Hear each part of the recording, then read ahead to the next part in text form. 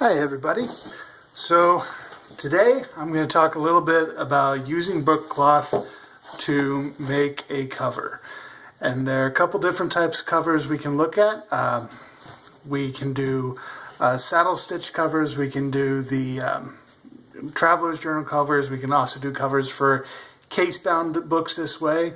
The only real difference is in how you're measuring the spine and how much room you want to leave, things like that. But the glue down and the actually using the book cloth is all the same. So we're going to do a couple of covers. And to start with, we have our chipboard. So you're going to want to measure your chipboard. Generally speaking, I like to leave about 1/8 of an inch on the height of the book, which is going to end up being this way. So I like to leave about 1/8 of an inch on either side, and then I cut the width to be about the same as whatever my signatures are going to be. It'll actually make it, by the time we factor in the hinge, that'll give us enough length to go past and keep all of the pages inside the bounds of the cover. So I happen to know, or we're just doing a kind of generic size right now. So this is an 8.5 by 11 sheet. What I want is I want to leave the 8.5 width, and I'm going to end up cutting, I'm going to do 2 of these. So I'm going to cut 4 of my 5-inch panels. So this is our brand new cutter. I'm giving it a whirl. Super excited about it. And it's already gradiated, so it has the marks for the measurements, so I don't have to pre-measure and draw out and do any of that stuff. Now this particular cutter is made for doing thicker media, so it's made to do chipboard, corkboard, multiple layers of cardstock, things like that. If you're going to do this, either make sure you have a heavy-duty cutter. If you get some of the light-duty cutters or just the razor cutters, they're really not made to go through the thicker material. So you can always just do this same thing using a straight edge and a razor blade.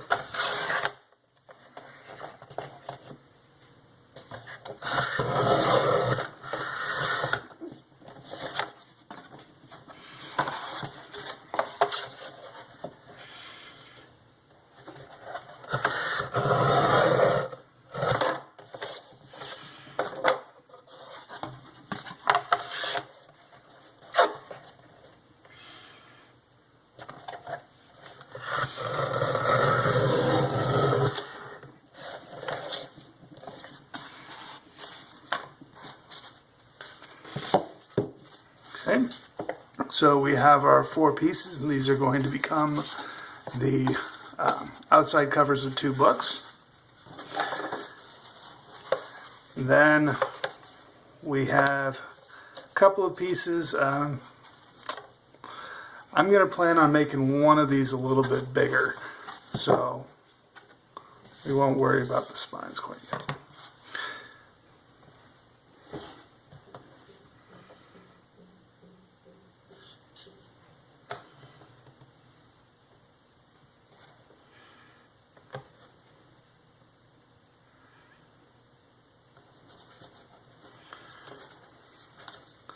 Alright, so for our first book, what you're going to see is we have 2 pieces, and we have this one piece that's left over, and that's actually about the size of a book that I might be looking to make.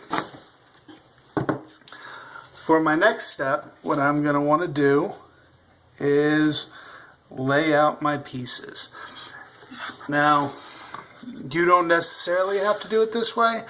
I prefer to do it this way just because I like being able to speed up the glue down process, especially when I have wet glue and it's easier for me to do the whole thing all at once. So what I like to do is I like to lay out my pieces and then secure them with just some painter's tape. What I do is I'm giving myself a 1/4 inch between the boards. That 1/4 inch is important because that's where you're going to have, or that's going to act as your hinge for the book. And so just really quickly, we're going to go ahead and lay this down, secure it with some painter's tape.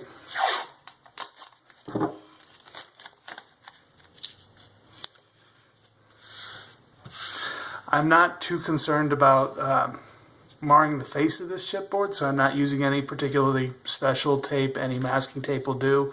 If this was a surface that you were concerned about, you would definitely want to pay attention, make sure that you were using like the delicate surface masking tape, or lay down the pieces individually. But for this type of chipboard, I'm really not too worried if it takes up a little bit of that cardboard. So yeah, this tape works just fine.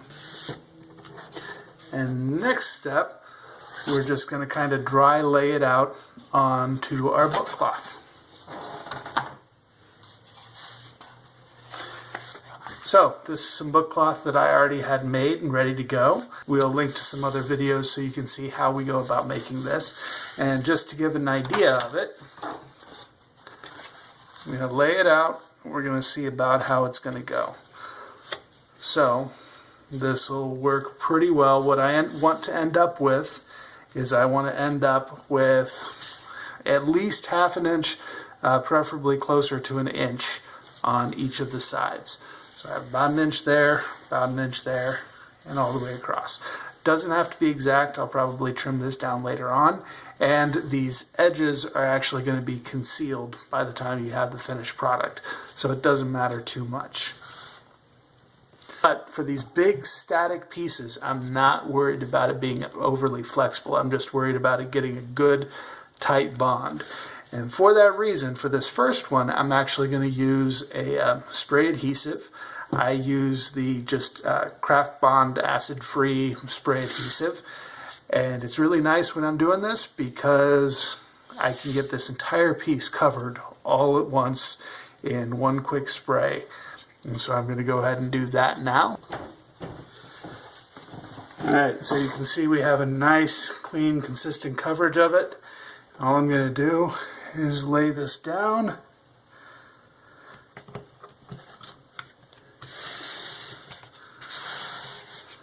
And apply pressure to it all around. Make sure that we get a nice, solid bond on the whole surface. Okay. Now what we're going to do next is I just want to trim off the excess on this side. Just because I'm a little bit compulsive about it, I want to make sure that it's about the same on all the sides. So, yeah, 3/4 of an inch is about right.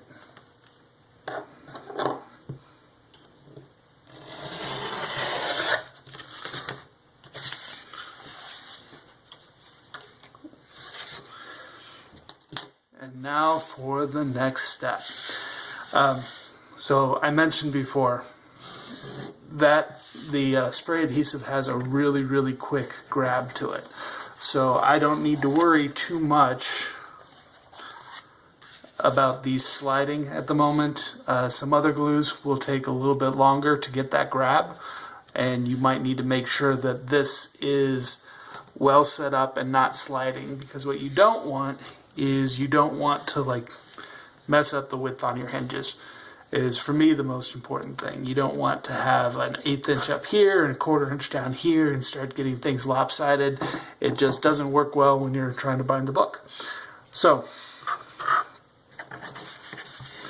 you can start to work over these edges just to kind of get an idea of how they're going to lay. If you have a bone folder, you can run it across the edges. If you don't, you can just use your fingers. The thing about folding them first is it does give me kind of a guide in the corners as far as where the folds are going to meet.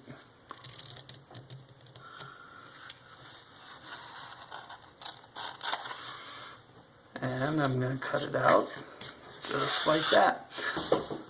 Alright, so next we're going to start gluing down these tabs. Now to use that, obviously, like I said, with that spray adhesive, it gets on everything. And since I have the possibility of getting it on these finished surfaces or exposed surfaces, I really don't want to use it for that. So I'm going to use a spreadable glue for that. Now, I used to use just the Craft Bond glue for it, and it worked well. I didn't have any problems with things coming up or anything about that, but I am now a convert. I am using the Line Co Neutral pH Adhesive Glue. So this is really, really good glue, especially for bookbinding purposes. It's it dries flexible, it dries strong. You can use this if you're binding your signatures or reinforcing your signatures, but the reason I'm using this is it is also incredibly spreadable. So just to give you an idea,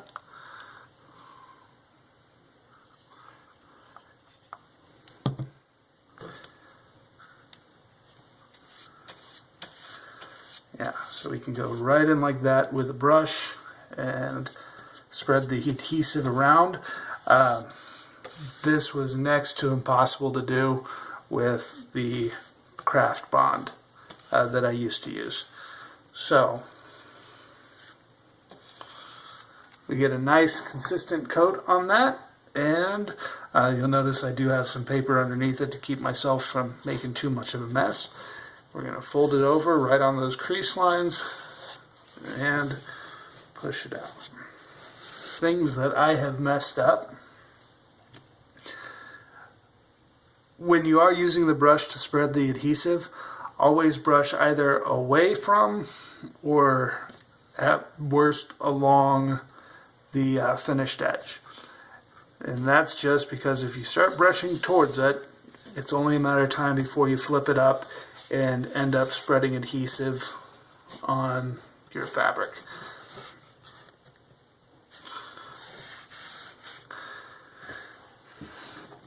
And that is all she wrote.